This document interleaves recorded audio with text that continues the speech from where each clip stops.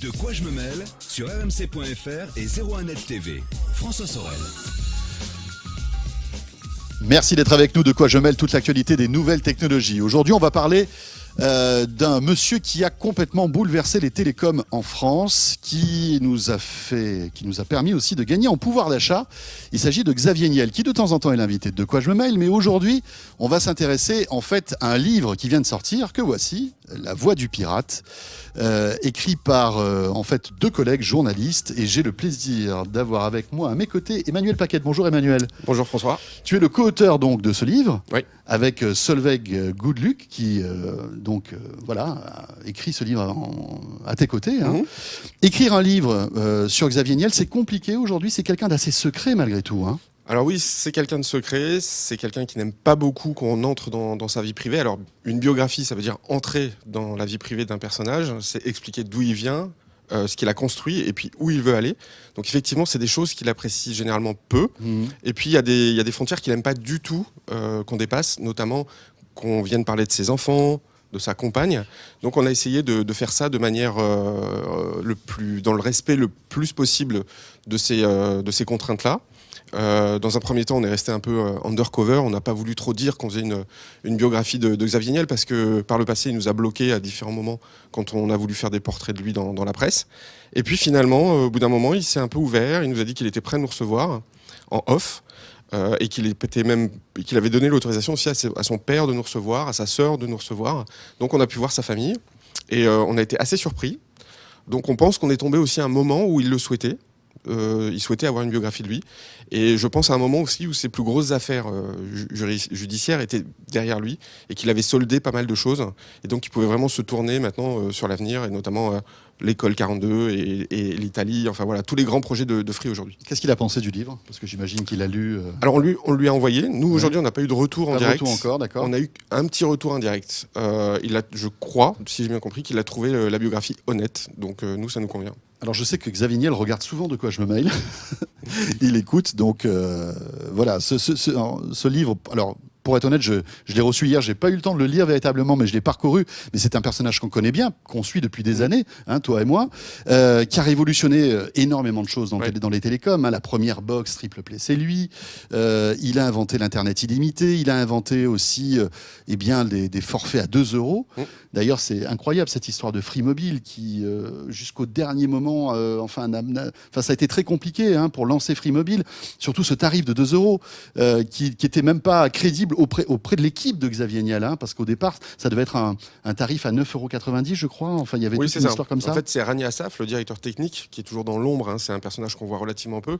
Il se trouve qu'on a pu lui parler. Donc, qui est le grand Manitou technique de Free. Hein. C'est ça, depuis le début quasiment, pratiquement depuis le début. Sans ce personnage, il n'y aurait pas eu Free. Voilà, exactement. Et c'est lui qui aujourd'hui est au centre de toutes les grandes décisions technologiques de Free, sur la DSL par exemple, comment ils ont construit leur réseau ADSL, sur le mobile, comment par exemple, c'est quelqu'un qui ne croyait pas à la 3G, étrangement, Rani Assaf.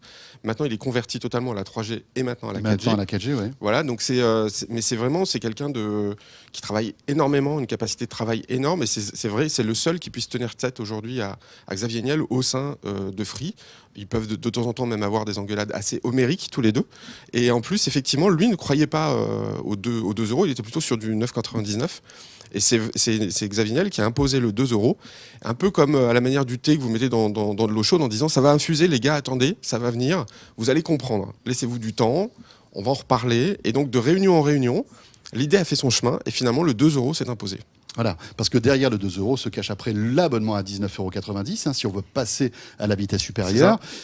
Si on veut ne pas payer cet abonnement de 2 €, il faut s'abonner chez Free. Donc évidemment, tout ça a été très vertueux. Ouais. Hein. C'était pour attirer des clients du fixe vers Free. Ouais. C'était un produit d'appel en fait, cet abonnement à 2 €. C'est toujours un produit d'appel. Oui, c'est toujours un produit d'appel. Alors au départ, c'était effectivement pour toucher une cible de personnes qui ne connaissaient pas forcément Free, qui venaient sur le mobile et que peut-être un jour viendraient sur le fixe.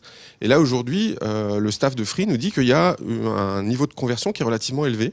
Alors, ils veulent pas donner le chiffre, hein, mais donc ils voient une migration, tout doucement, de cette base de 2 € vers des forfaits un peu plus importants. Et de ces forfaits un peu plus importants, donc à 19, de temps en temps, ils reviennent à 14,99, en plus en allant sur la box et en ayant une offre quadruple play, donc avec le mobile et le fixe. Pour revenir au personnage de Xavier Niel, pourquoi cette personnalité fascine autant et est autant populaire, à ton avis ? Parce qu'il y a plein de raisons. Déjà, le personnage en soi est un petit peu sulfureux. Il a commencé dans le Minitel Rose. Il a été en prison. Donc, tout ça, ça donne un peu de chair à ce personnage-là. Il est aujourd'hui, sa compagne, c'est quand même la femme la plus riche de France. Hein, c'est Delphine Arnault, donc la fille de Bernard Arnault, hein, d'LVMH.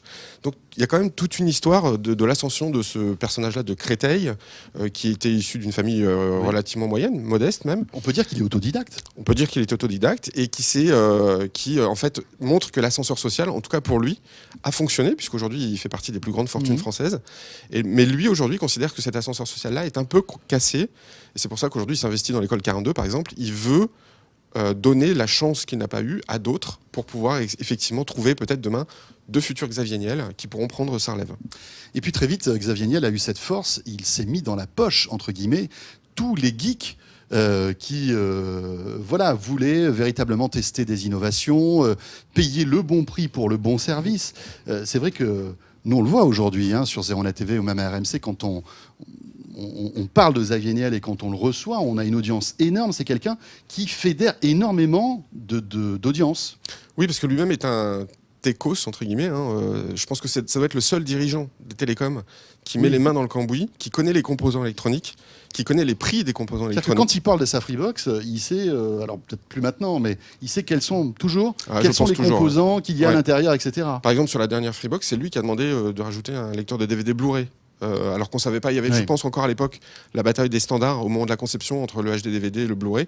Il a tout de suite demandé à ses équipes pour qu'il y ait un Blu-ray et qui renchérit en plus le coût de la box. Donc c'était pas forcément souhaité par les équipes. Il a fallu faire de la place dans la box pour mettre le lecteur, mais c'est lui qui a imposé par exemple ce choix-là. Donc on voit qu'il est toujours très intéressé. Il s'informe énormément des évolutions technologiques et de leur prix, parce que je vous dis aussi, il connaît le prix des composants. Il en discute même avec les Américains de la Silicon Valley quand ils viennent. Il nous expliquait qu'avec Tony Fadell, donc le créateur de Nest, qui était le père de l'iPod quand il venait à Paris, ils avaient regardé ensemble les composants, tous les composants d'une Freebox, et ils détaillaient pièce par pièce le prix de chacun des composants. Donc ils avaient une connaissance tous les deux très poussée, et c'est plus proche de l'esprit américain que de l'esprit français d'autres dirigeants d'opérateurs télécoms. Si Xavier Niel avait été américain, il aurait forcément terminé dans la Silicon Valley. Ça aurait peut-être pu être un Elon Musk. Oui, probablement, sauf que c'est vrai que lui-même n'aime pas la Silicon Valley, enfin, il n'aime pas y vivre, il aime y aller, mais il m'a dit, moi, je ne vivrai jamais là-bas, je préfère vivre en France. Et je pense que là, c'est vrai, il reste en France.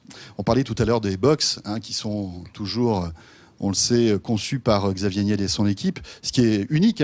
On imagine même Stéphane Richard, par exemple, le patron d'Orange, concevoir la box d'Orange, même s'il a sans doute son mot à dire, et heureusement d'ailleurs. Qu'en est-il de cette nouvelle box ? Est-ce que tu as réussi à récolter des informations concernant la nouvelle box qui se fait attendre, mine de rien. Ouais. Alors, il se trouve qu'à plusieurs... on pensait qu'à la sortie du livre, la Freebox arriverait. Donc on s'est dit, en plus, c'est bien, on serait... Et on lui a posé la question, on lui a dit... On devrait sortir à peu près au moment de sortie de la nouvelle Freebox. Et elle a dit, vous pourriez attendre longtemps, alors, donc, si vous attendez, parce qu'elle ne sera pas prête à ce moment-là. Parce que je pense qu'il y a plusieurs choses. D'une part, ils doivent travailler encore sur les spécifications techniques de cette box. Et par ailleurs, ils continuent de recruter assez facilement, en fait, sur l'Internet fixe. Donc, ils n'ont pas besoin tout de suite de lancer une nouvelle box. Et puis la Freebox Révolution est toujours une très bonne box. Elle est toujours une très bonne box. Je vous dis, elle attire pour les prix un peu plus élevés, le haut de gamme de chez Free. Elle attire encore des abonnés. Et puis, pour l'entrée de gamme, il y a les autres Freebox qui sont toujours présentes. Donc, je pense qu'aujourd'hui, ils n'ont aucune urgence de lancer une nouvelle Freebox tant qu'ils recrutent des abonnés trimestre après trimestre. Oui, mais cela dit, Free a toujours été un petit peu la locomotive de l'innovation. Au bout d'un moment, il va falloir qu'ils sortent du bois et qu'ils... Voilà. En fait, on fait souvent l'analogie entre Free et Apple, mais c'est vrai qu'on attend les innovations d'Apple et on attend les innovations de Free. hein. Oui. Alors là, bon, on a eu voilà, ce bouquet Canal qui arrive, etc. Mais Ouais. bon, c'est du contenu, c'est pas vraiment ça intéresse pas forcément trop les geeks. Non. Donc, malgré tout, on attend Xavier Niel au tournant. Oui. Avec une innovation. Parce bien sûr. qu'on sait qu'il est, voilà, qu'il est là pour ça aussi. Bien sûr. Alors nous, on a essayé un tout petit peu de creuser pour voir, hein, mais donc on a rencontré Philippe Stark et il nous a dit je ne vous en parlerai pas. Ce qui veut dire qu'il travaille sur la prochaine Freebox. D'accord. En tout cas sur le design, pas sur les composants, mais sur le design. Donc c'est la seule chose qu'on a réussi à avoir et je pense qu'elle n'arrivera probablement pas avant l'année prochaine. Hein. D'accord. Pas avant l'année prochaine. Je pense, oui. Voilà. Ah oui, parce que j'imagine aussi qu'il doit peut-être passer des accords avec des diffuseurs, parce que c'est bien beau d'avoir une Freebox 4K, ultra haute définition, mais il faut après du contenu pour faire vivre tout ça. Ouais, exactement. Je pense que ça doit se jouer à ce niveau-là. Quelles sont, à ton avis, les qualités et les défauts de Xavier Niel ? Les qualités, c'est quelqu'un qui adore contrôler l'information. Donc il veut être au fait de tout. Ça peut être un défaut aussi, ça. Ça peut être aussi un défaut parce que, de fait, quand on est journaliste et qu'on sort une information et qu'il ne l'a pas vu venir... Et quand on investit des dizaines, voire des centaines de millions d'euros dans des journaux... Exactement. Et ça il n'aime pas. Il n'aime pas être pris en défaut de connaissances ou d'informations. Si, là, par exemple, le livre, il savait qu'il se préparait, donc il nous a vu les questions qu'on a pu lui poser, il savait à peu près ce vers quoi on allait. Donc, d'une certaine manière, ça lui a permis de nous contrôler quand même, ou de contrôler une partie du contenu du livre.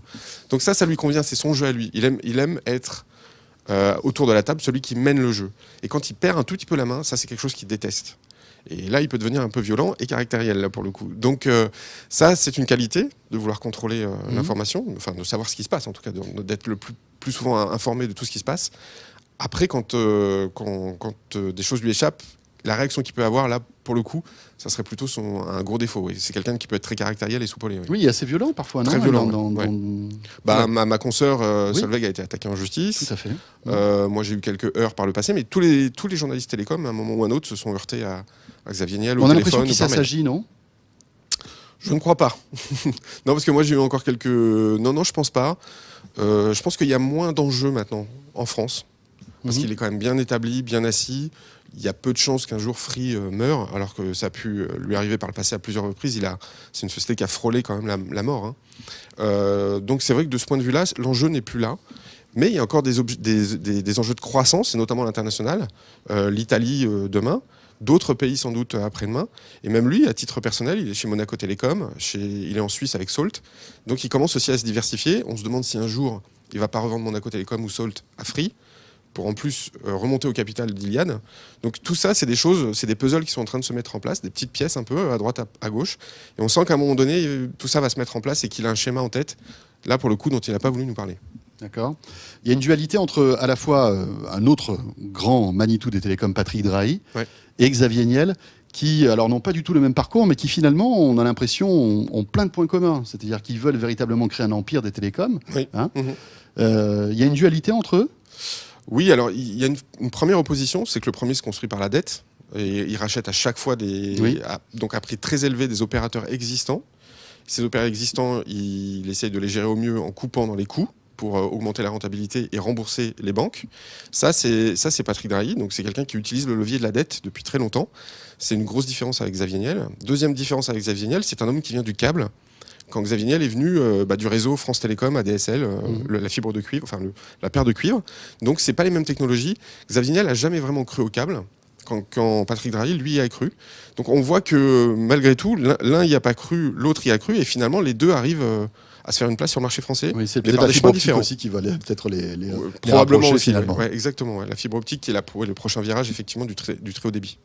Très bien. Donc, pas d'informations concernant la nouvelle box. Hein. Non. Emmanuel, je pensais que tu avais réussi. Non, pour le coup, non. On n'y arrivera pas. Sans doute l'année prochaine. Hein. On verra bien. Ouais. En tout cas, si vous êtes intéressé par ce personnage, je vous invite à vous précipiter dans les bonnes librairies ou alors en version numérique, hein, puisque aussi, évidemment c'est en e-book, sur Amazon et un peu partout. On va le trouver partout, ce partout, bouquin. Hein. Et partout. Voilà donc la vie de Xavier Niel dans ce livre, coécrit donc à la fois par Emmanuel Paquette et par Solveig Godluc. Des Échos. Voilà, des Échos. Merci beaucoup Emmanuel d'être passé par le studio de quoi je me mail. Et c'est avec donc cet ouvrage que se termine ce de quoi je me mail en ce vendredi après-midi. Merci d'avoir été avec nous. On se retrouve bien évidemment le week-end prochain. D'ici là, portez-vous bien et à très vite. De quoi je me mêle sur rmc.fr et 01net TV.